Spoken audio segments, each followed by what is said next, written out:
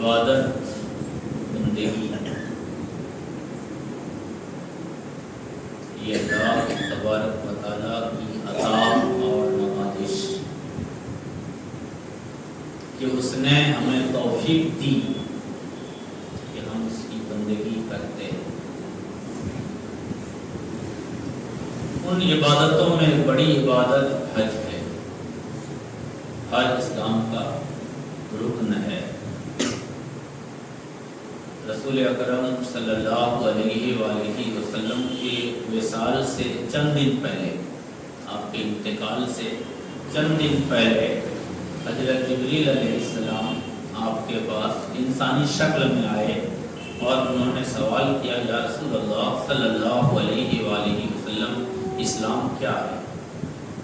رسول کونین صلی اللہ علیہ وآلہ وسلم نے جواب میں فرمایا، اسلام یہ ہے کہ تو اللہ عز و جل کو ایک مانے، اس کی ذات میں کسی کو شریک نہ کرے، اور مجھے اللہ کا پیغمبر اور آخری نبی تسلیم کرے، اور یہ کہ 5 وقت کی نماز پڑھے، رمضان کا روزہ رکھے، مال کا زکوٰۃ دے اور بیت اللہ کا حج کرے۔ ہمیں بھی یہ سکھایا جاتا ہے، ہمارے بچوں کو بھی سکھاتے ہیں کہ اسلام کی 5 بنیادی چیزیں ہیں، اس میں سے یہ حج ہے۔ آج تو حج کے تعلق سے، اور یہ کلام کس کا ہے؟ میرے رب کا۔ رب عز و جل نے حج کے بارے میں بہت سی باتیں اپنی کتاب میں بتائی، اور بہت سی باتیں رسول اکرم صلی اللہ علیہ وآلہ وسلم کے ذہن میں ڈالا، اور رسول اللہ صلی اللہ علیہ وسلم نے صحابہ کے سامنے رکھا، اور وہ باتیں حدیث پاک میں ہیں۔ یعنی جب آپ حج کرنا چاہیں، حج کا ارادہ کریں، تو آپ قرآن پاک سے اور حدیث پاک سے حج کی پوری تیاری کریں۔ الحج اشہر معلومات، حج کے مہینے مشہور ہیں۔ فمن فرض فیہن الحج فلا رفث ولا فسوق ولا جدال فی الحج، اور جو شخص ان مہینوں میں حج کی نیت کرے، حج کو لازم کر لے، تو حج میں نہ عورتوں سے جماع کی باتیں ہوں، نہ گناہ اور نہ جھگڑا، اور تم جو نیکی کرتے ہو اس کا اللہ کو علم ہے۔ وَتَزَوَّدُوا فَإِنَّ خَيْرَ الزَّادِ التَّقْوَىٰ، اور سفر کا خرچ تیار کرو، اور بہترین سفر خرچ تقویٰ ہے، سوال سے رکنا ہے، اور اے عقل والو مجھ ہی سے ڈرو۔ لیس علیکم جناح ان تبتغوا فضلا من ربکم، اور حج کے دوران اپنے رب کا فضل روزی تلاش کرنے میں کوئی حرج نہیں۔ فَإِذَا أَفَضْتُم مِّنْ عَرَفَاتٍ فَاذْكُرُوا اللَّهَ، اور جب تم عرفات سے مزدلفہ میں واپس آؤ تو مشعر حرام کے پاس اللہ کو یاد کرو۔ وَاذْكُرُوهُ كَمَا هَدَاكُمْ، اور جس طرح اس نے تم کو ہدایت دی ہے اسی طرح اس کو یاد کرو۔ وَإِن كُنتُم مِّن قَبْلِهِ لَمِنَ الضَّالِّينَ، اور بے شک تم اس سے پہلے ضرور گمراہوں میں سے تھے۔ ثم افیدوا من حیث افاض الناس، پھر تم وہیں سے واپس آؤ جہاں سے لوگ واپس آتے ہیں، اور اللہ سے بخشش طلب کرو۔ ان اللہ غفور رحیم، بے شک اللہ بہت بخشنے والا بڑا مہربان ہے۔ یہ حج کے تعلق سے جو رب نے بیان کیا ہے اس کا ایک ٹکڑا ہے، ان آیتوں میں سے یہ 2 آیتیں ہیں، باقی آیتیں ابھی آگے آئیں گی۔ تو الحج اشہر معلومات، حج کے مہینے مشہور ہیں، جیسے رمضان کا مہینہ مشہور ہے، رمضان آئے گا تبھی آپ کا روزہ فرض ہوگا، ورنہ آپ ہر دن روزہ رکھیے، اللہ تعالیٰ آپ کو اجر عطا فرمائے گا، ثواب عطا فرمائے گا، لیکن اگر آپ نہیں رکھو گے تو کوئی گناہ بھی نہیں ہوگا۔ لیکن رمضان آ گیا تو پھر یہاں ٹال مٹول نہیں چلے گا، سستی کاہلی نہیں چلے گی، لاپرواہی نہیں چلے گی، آپ کو روزہ رکھنا ہی ہوگا. روزہ رکھیں گے بے حد و حساب ثواب ملے گا، نہیں رکھے گا کوئی تو سخت عذاب اور بہت بڑا گناہ ہوگا. تو جس طرح رمضان کا مہینہ مشہور ہے، وہ جب آتا ہے تو چپکے سے چلا نہیں جاتا، لوگوں کو احساس کرا کے جاتا ہے کہ میں رمضان ہوں. اسی طرح جب حج کا مہینہ آتا ہے تو لوگ حج کے لیے اکٹھا ہو جاتے ہیں، دنیا اکٹھا ہو جاتی ہے، اور اس وقت عجب کیف و سرور کا منظر ہوتا ہے. تو اللہ عز و جل نے فرمایا الحج اشہر معلومات، حج کے مہینے مشہور ہیں. فمن فرد فیہن الحج فلا رفث ولا فسوق ولا جدال فی الحج. تو وہ جو حج کے مہینوں میں حج کی نیت کر لے تو اس پر حج لازم ہے.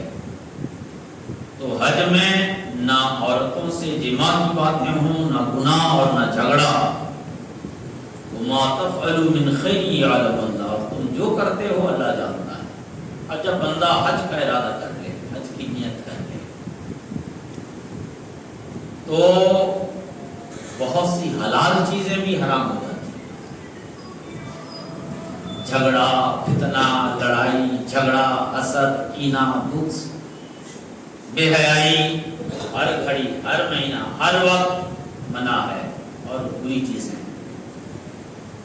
لیکن جب آپ حج کی نیت کر لیتے ہو اور حج کے لیے اللہ کے مہمان بن کر چلتے ہو تو اس وقت یہ چیزیں سخت تر ہو جاتی ہیں. اسی طرح جھانکنا، تاکنا، کسی کو آنکھ سے تکلیف دینا، کسی کو ہاتھ سے تکلیف دینا، وہ ہر حال میں برا ہے. لیکن جب آپ گھر سے نکلے ہو مسجد کی طرف، مسجد نماز کی تیاری میں، تو اس وقت یہ چیزیں اور بری ہو جاتی ہیں.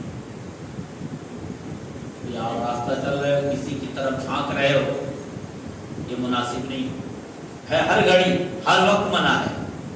لیکن جب آپ نماز کی تیاری میں چلے ہو، باوضو چلے ہو، اس وقت اگر آپ کوئی یہ حرکت کرتا ہے تو دنیا کہے گی کیسا شریف شخص ہے، کیسا شیطان صفت ہے کہ نماز کے لیے جا رہا ہے، اللہ کے گھر کی طرف جا رہا ہے، پھر بھی شرارت سے باز نہیں آتا.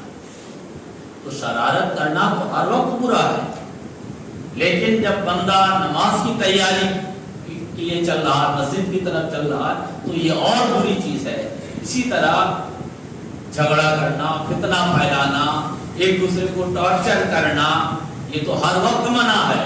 لیکن جب بندہ حج کی نیت کر لیتا ہے، احرام باندھ لیتا ہے، خدا کا مہمان بن جاتا ہے اور کعبہ بیت اللہ کی طواف کے لیے چل نکلتا ہے، تو اس وقت یہ چیزیں اور حرام ہو جاتی ہیں اور سخت ہو جاتی ہیں. اس لیے رب عز و جل فرماتا ہے فمن فرد فإن الحج فلا رفث ولا فسوق ولا جدال فی الحج. اچھا، پھر بہت سی چیزیں جو حلال ہیں وہ بھی حرام ہو جاتی ہیں. مثال کے طور پر اپنی خاتون سے، اپنی بیوی سے بات چیت کر سکتا ہے، وہ صحبت کی باتیں کر سکتا ہے، جماعت کی باتیں کر سکتا ہے. لیکن جب وہ احرام باندھ لیتا ہے تو یہ چیزیں بھی حرام ہیں.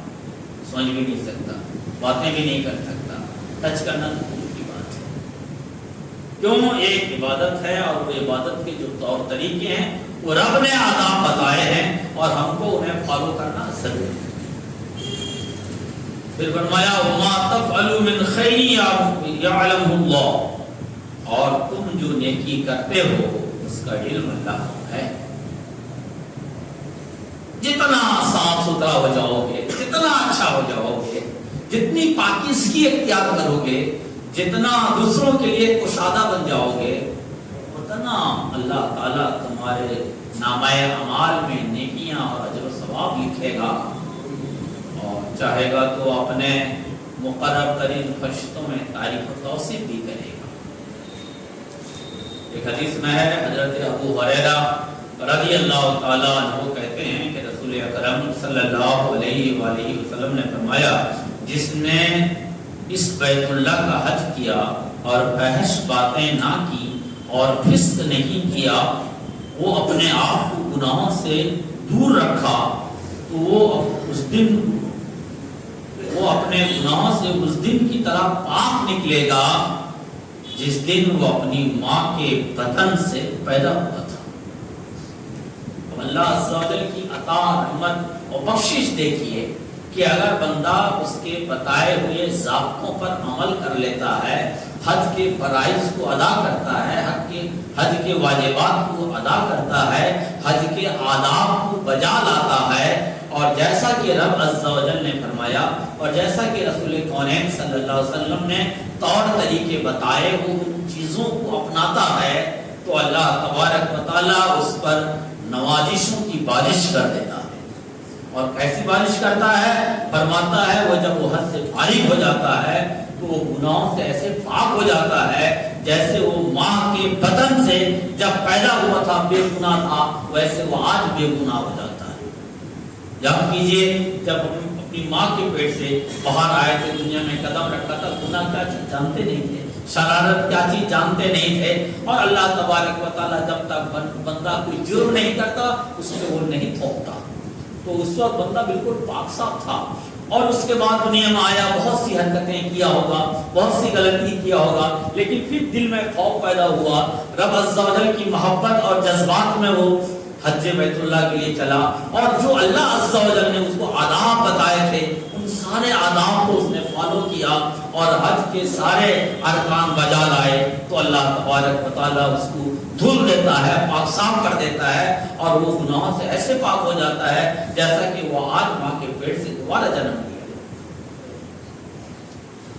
پھر فرمایا تزودوا فإن خیر الزاد التقوی واتقون یا اولی الالباب، اور سفر کا خرچ کی تیاری کرو، اور سفر خرچ تقوی یعنی سوال سے رکنا ہے، اور اے عقل مندو مجھ ہی سے ڈرتے رہا کرو۔ حج کا سفر ہے، اور حج جب اللہ نے فرض کیا ہے نا تو اس میں یہ بات ہے کہ اللہ عز و جل نے فرمایا وَلِلَّهِ عَلَى النَّاسِ حِجُّ الْبَيْتِ مَنِ اسْتَطَاعَ إِلَيْهِ سَبِيلًا، حج اس پر فرض ہے جو وہاں تک جانے، وہاں سے لوٹنے، وہاں وقت گزارنے میں جو اخراجات ہیں، جو خرچ ہیں، وہ اس کو مینٹین کر سکے، نبھا سکے، برت سکے، اس پر حج فرض ہے، ورنہ حج فرض ہی نہیں۔ اگر آپ کے پاس اتنی استطاعت اور گنجائش نہیں ہے تو آپ پر حج فرض نہیں ہے، لیکن اگر آپ کے پاس اتنا ہے، اتنی گنجائش ہے اور آپ حج نہیں کرتے ہو تو اللہ کے رسول صلی اللہ علیہ وآلہ وسلم کہتے ہیں کہ چاہے وہ یہودی ہو کر مرے یا نصرانی ہو کر مرے، یعنی مرتے وقت شاید وہ بے ایمان ہو کر جائے۔ اس لیے اگر حج فرض ہو جائے تو حج میں کوتاہی نہیں کرنا چاہیے۔ آج ایک بلا چل پڑا ہے، عمرہ۔ اس سے پہلے میں نے عمرہ پہ بات کی تھی، عمرہ بھی اللہ کے لیے ہوتی ہے، لیکن بہت سے لوگ جن پر حج فرض ہو چکا ہوتا ہے وہ کہتے ہیں یار وہ اس سال میں نے فارم بھرا تھا حج کا، وہ نہیں آیا تو چلو عمرہ کر لیتے ہیں۔ یہ ٹھیک ہے، یہ عمرہ ایک نفل چیز ہے، اگر آپ عمرہ کرتے ہو تو ثواب ہے، نہیں کرتے ہو تو کوئی گناہ نہیں ہے، لیکن اگر حج فرض ہے تو عمرہ ٹال نہیں سکتا۔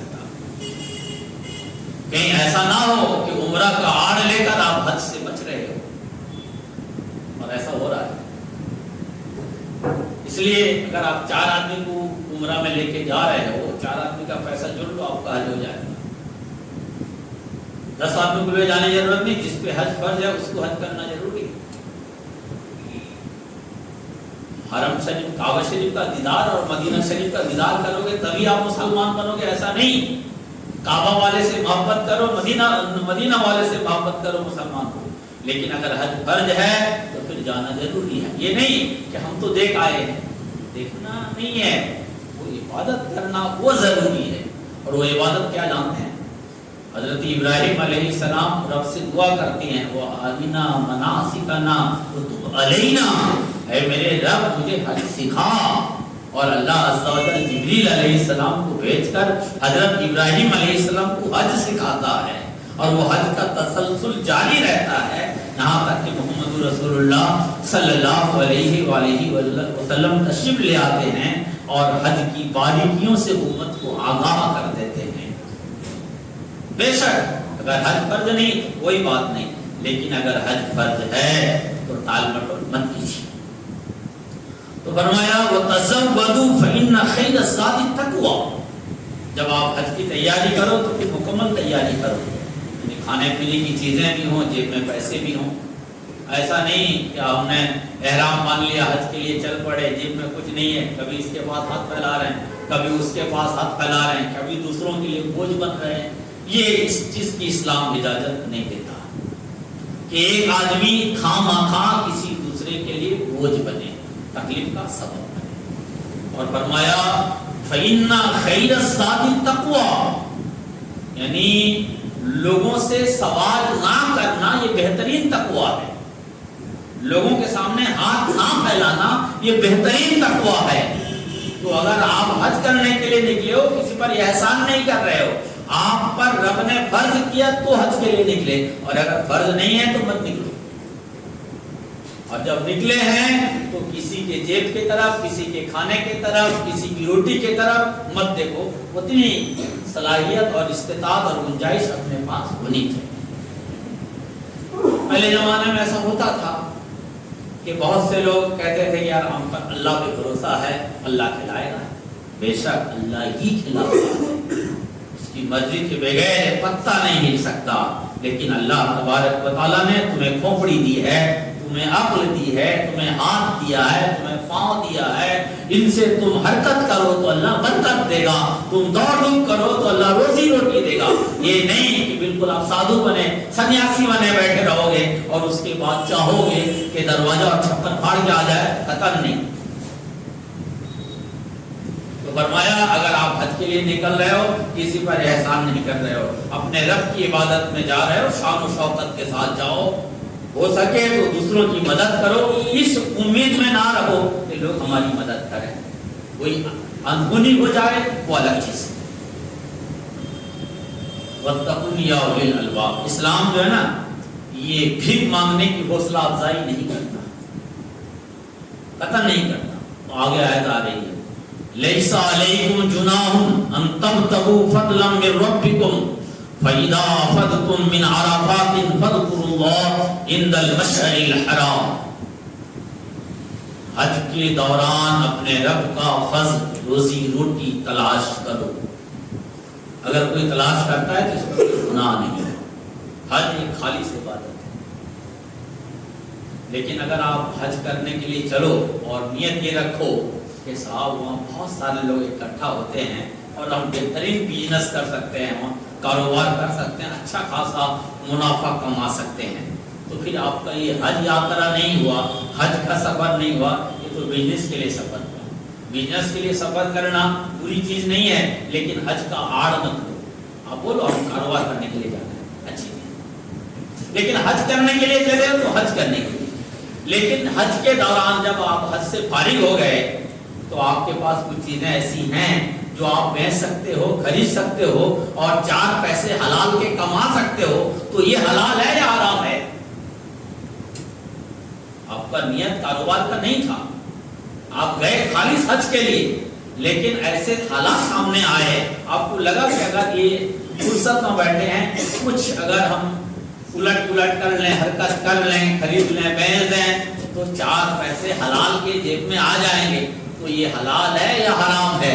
رب کیا کہتا ہے وہ سنیے لَيْسَ عَلَيْكُمْ جُنَاحٌ أَن تَبْتَغُوا فَضْلًا مِّن رَّبِّكُمْ، حج کے دوران اپنے رب کا فضل، روزی تلاش کرنے میں کوئی حرج نہیں، کوئی گناہ نہیں۔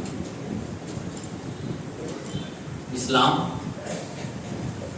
پیارا دین ہے، رب عز و جل کا احسان ہے، اس نے ہمیں دین عطا کیا۔ یہ حج خالص عبادت ہے، لیکن ایک کاروبار کا موقع ہے، وہاں آپ عبادت میں کوتاہی کے بغیر ایک کاروبار کر سکتے ہیں، تو ہمارا رب کہتا ہے تمہارے اوپر کوئی گناہ نہیں، کوئی حرج نہیں، یہ کام کر لو، چار پیسے کما لو اگر موقع ملا۔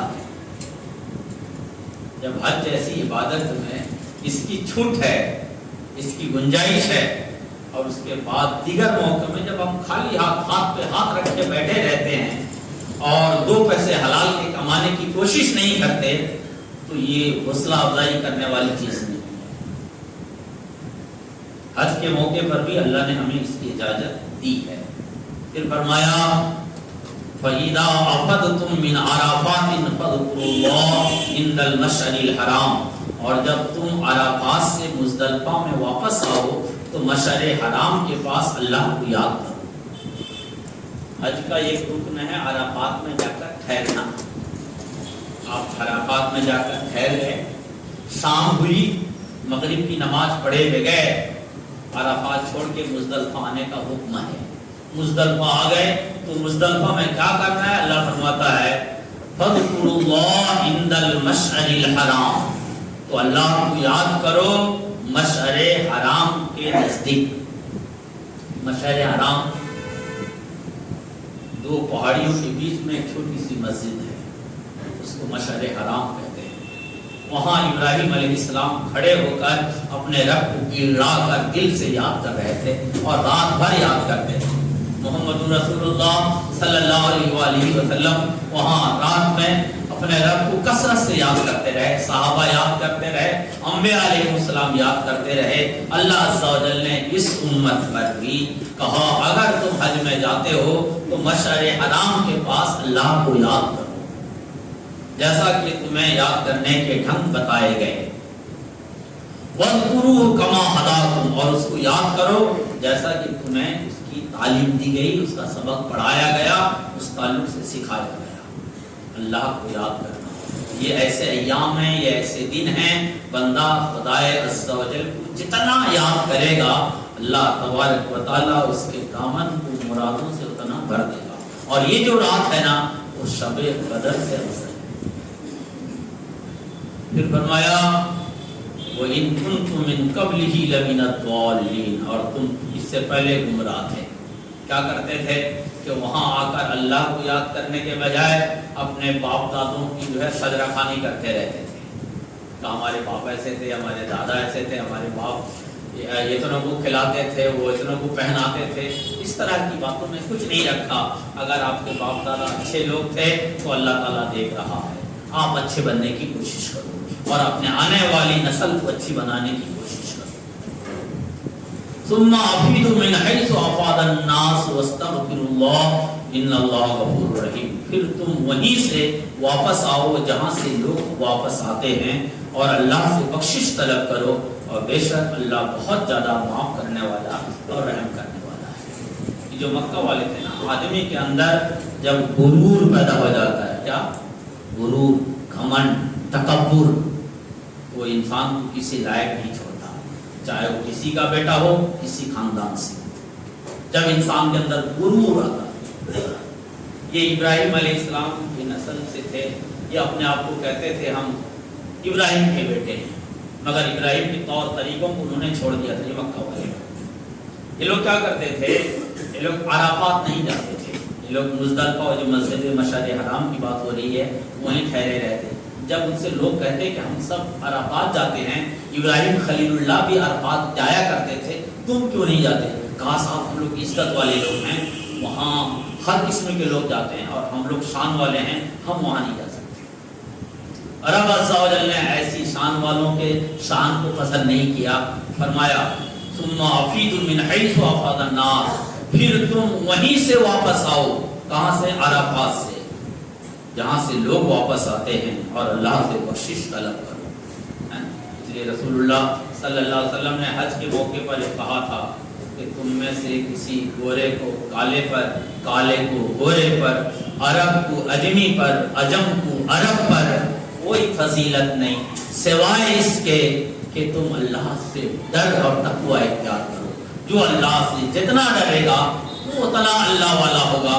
یہ نہیں ہو سکتا کہ فلاں کا بیٹا ہے، فلاں خاندان کا ہے، فلاں قبیلے کا ہے، اس لیے وہ باعزت ہے۔ یہ دین میں نہیں چلتا، محمد رسول اللہ صلی اللہ علیہ وسلم کی لائی ہوئی شریعت میں نہیں چلتا۔ اللہ عز و جل ہمیں دین کے ان عظمتوں کو اپنانے کی توفیق عطا فرمائے۔